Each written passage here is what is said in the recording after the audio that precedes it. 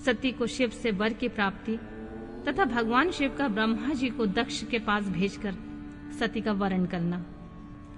ब्रह्मा जी कहते हैं, मुने, उधर सती ने आश्विन मास में शुक्ल पक्ष की अष्टमी तिथि को उपवास करके भक्ति भाव से सर्वेश्वर शिव का पूजन किया। इस प्रकार नंद व्रत पूर्ण होने पर 9वीं तिथि के दिन वे ध्यान मग्न हुए। सती को भगवान शिव ने प्रत्यक्ष दर्शन दिया। उनका अविग्रह सर्वांग सुंदर तथा गौण वर्ण वाला था। उनके 5 मुख थे, प्रत्येक मुख में 3-3 नेत्र थे। भाल देश में चंद्रमा शोभा दे रहा था। उनका चित्त प्रसन्न था और कंठ में नील चिन्ह दृष्टिगोचर होता था। उनकी 4 भुजाएं थीं। उन्होंने हाथों में त्रिशूल, ब्रह्म कपाल, वर तथा अभय धारण कर रखे थे। भस्ममय अंगराग से उनका सारा शरीर उद्दासित हो रहा था। गंगा जी उनके मस्तक की शोभा बढ़ा रही थी। उनके सभी अंग बड़े मनोहर थे। वे महान लावण्य के धाम जान पड़ते थे। उनके मुख करोड़ों चंद्रमा के समान प्रकाशमान हो रहे थे। उनकी अंग कांति करोड़ों कामदेव को निष्कृत कर रही थी तथा उनकी आकृति स्त्रियों के लिए सर्वथा ही प्रिय थी। सती ने ऐसे सौंदर्य माधुर्य से युक्त प्रभु महादेव जी को प्रत्यक्ष देखकर उनके चरणों की वंदना की। उस समय उनका मुख लज्जा से झुका हुआ था। तपस्या के पुण्य का फल प्रदान करने वाले महादेव जी उन्हीं के लिए कठोर व्रत धारण करने वाली सती को पत्नी बनाने के लिए प्राप्त करने की इच्छा रखते हुए उनसे इस प्रकार बोले। कहा, उत्तम व्रत का पालन करने वाली दक्षनंदिनी, मैं तुम्हारे इस व्रत से बहुत प्रसन्न हूँ, इसलिए कोई वर मांगो। तुम्हारे मन को जो अभीष्ट होगा वही वर मैं तुम्हें दूंगा। ब्रह्मा जी कहते हैं, मुने, जगदीश्वर महादेव जी यद्यपि सती के मनोभाव को जानते थे तो वे भी उनकी बात सुनने के लिए बोले, कोई वर मांगो। परंतु सती लज्जा के अधीन हो गई थी, इसलिए उनके हृदय जो बात थी वो स्पष्ट शब्दों में कह न सकी। उनका जो अभीष्ट मनोरथ था वह लज्जा से आच्छादित था। प्राण बल्लभ शिव के प्रिय वचन सुनकर सती अत्यंत प्रेम में मग्न हो गई। इस बात को जानकर भक्त वत्सल भगवान शिव बड़े प्रसन्न हुए और शीघ्रता पूर्वक बारंबार कहने लगे, वर मांगो, वर मांगो। सत्पुरुषों के आश्रयभूत अंतर्यामी शंभु सती की भक्ति के वशीभूत हो गए थे। तब सती ने अपनी लज्जा को रोककर महादेव जी से कहा, वर देने वाले प्रभु, मुझे मेरी इच्छा के अनुसार ऐसा वर दीजिए जो टल न सके। भक्त वत्सल भगवान शंकर ने देखा सती अपनी बात पूरी नहीं कह पा रही हैं। तब वे स्वयं ही उनसे बोले, देवी, तुम मेरी भार्या हो जाओ। अपने अभिष्ट फल को प्रकट करने वाले उनके इस वचनों को सुनकर आनंद मग्न हुई सती चुपचाप खड़ी रह गई, क्योंकि मनोवांछित फल पा चुकी थी। फिर दक्ष कन्या प्रसन्न हो अपने दोनों हाथ जोड़कर मस्तक झुकाकर भक्त वत्सल शिव से बारंबार कहने लगी, देवादिदेव महादेव, प्रभु जगतपति, आप मेरे पिता को कहकर वैवाहिक विधि से मेरा पारिग्रहण करें। ब्रह्मा जी कहते हैं, नारद, सती की यह बात सुनकर भक्त वत्सल महेश्वर ने प्रेम से उनकी ओर देखकर कहा, प्रिय, ऐसा ही होगा। तब दक्ष कन्या सती भी भगवान शिव को प्रणाम करके भक्ति पूर्वक विदा मांगी। जाने की आज्ञा प्राप्त करके मोह और आनंद से युक्त माता के पास लौट गईं। इधर भगवान शिव भी हिमालय पर अपने आश्रम में प्रवेश करके दक्ष कन्या सती के वियोग में कुछ कष्ट का अनुभव करते हुए उन्हीं का चिंतन करने लगे। देवर्षि, फिर मन को एकाग्र करके लौकिक गति का आश्रय ले भगवान शंकर ने मन ही मन मेरा स्मरण किया। त्रिशूलधारी महेश्वर के स्मरण करने पर उनकी सिद्धि से प्रेरित हो मैं तुरंत ही उनके सामने जा खड़ा हुआ। तात हिमालय के शिखर पर जहाँ सती के वियोग का अनुभव करने वाले महादेव जी विद्यमान थे, वहीं मैं सरस्वती के साथ उपस्थित हो गया। देवर्षि, सरस्वती सहित आया मुझे देख सती के प्रेम पाश में बंधे हुए शिव जी उत्सुकता पूर्वक बोले, ब्राह्मण, जब से विवाह के कार्य में स्वार्थ बुद्धि कर बैठा हूँ, तब से अब मुझे इस स्वार्थ में ही स्वतः सा प्रतीत होता है।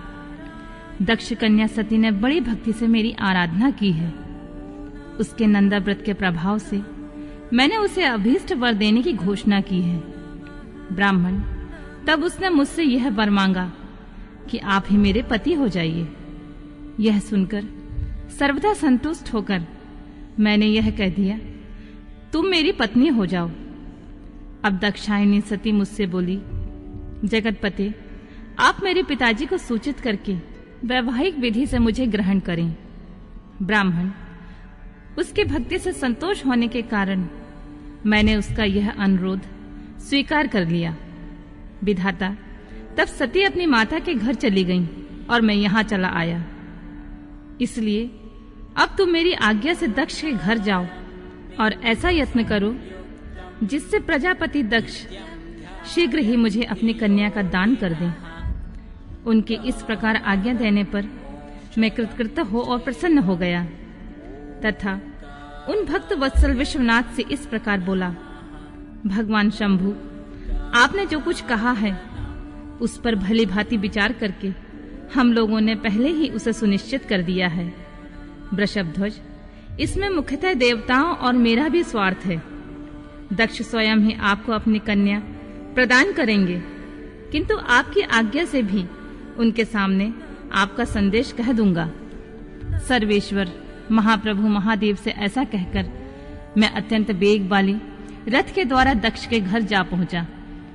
नारद जी ने पूछा, वक्ताओं में श्रेष्ठ महाभाग विधाता, बताइए, जब सती घर पर लौटकर आईं तब दक्ष ने उनके लिए क्या किया? ब्रह्मा जी ने कहा, तपस्या करके मनोवांछित वर पाकर सती जब घर को लौट गईं तब वहां उन्होंने माता पिता को प्रणाम किया। सती ने अपनी सखी के द्वारा माता पिता को तपस्या संबंधी सब समाचार कहलवाया। सखी ने यह भी सूचित किया कि सती को महेश्वर से वर की प्राप्ति हुई है और वे सती की भक्ति से बहुत संतुष्ट हुए हैं। सखी के मुंह से सारा वृतांत सुनकर माता पिता को बड़ा आनंद प्राप्त हुआ और उन्होंने महान उत्सव किया। उदार चित्ता दक्ष और महामनस्वी वीरणी ने ब्राह्मणों को उनकी इच्छा के अनुसार द्रव्य दिया और अन्यान धन तथा अंधों को और दीनों में बांट दिया। प्रसन्नता बढ़ाने वाली अपनी पुत्री को हृदय से लगाकर माता वीरणी ने उनका मस्तक सूंघा और आनंद मग्न होकर उसकी बारंबार प्रशंसा की। तदनंतर कुछ काल व्यतीत होने पर धर्मज्ञों में श्रेष्ठ दक्ष इस चिंता में पड़े कि मैं अपनी पुत्री का विवाह भगवान शंकर के साथ किस तरह करूं। महादेव जी प्रसन्न हो आए थे, पर वे तो चले गए। अब मेरी पुत्री के लिए फिर वे कैसे यहाँ आएंगे? यदि शीघ्र किसी को भगवान शंकर के निकट भेजा जाए तो यह भी उचित नहीं जान पड़ता, क्योंकि यदि वे इस तरह अनुरोध करने पर भी मेरी पुत्री को ग्रहण न करें तो मेरी याचना निष्फल हो जाएगी। इस प्रकार वे चिंता में पड़े हुए प्रजापति दक्ष के सामने मैं सरस्वती के साथ सहसा उपस्थित हुआ। मुझ पिता को आया हुआ देख दक्ष प्रणाम करके विनीत भाव से खड़े हो गए। उन्होंने मुझ स्वयंभू को यथायोग आसन दिया। तदनंतर दक्ष ने जब मेरे आने का कारण पूछा तब मैंने सब बातें बताकर उनसे कहा, प्रजापति, भगवान शंकर ने तुम्हारी पुत्री को प्राप्त करने के लिए निश्चय ही मुझे तुम्हारे पास भेजा है।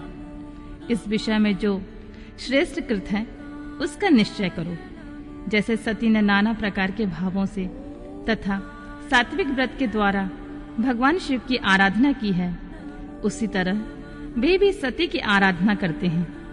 इसलिए दक्ष भगवान शिव के लिए ही संकल्पित और प्रकट हुई अपनी इस पुत्री को तुम अविलंब उनकी सेवा में सौंप दो।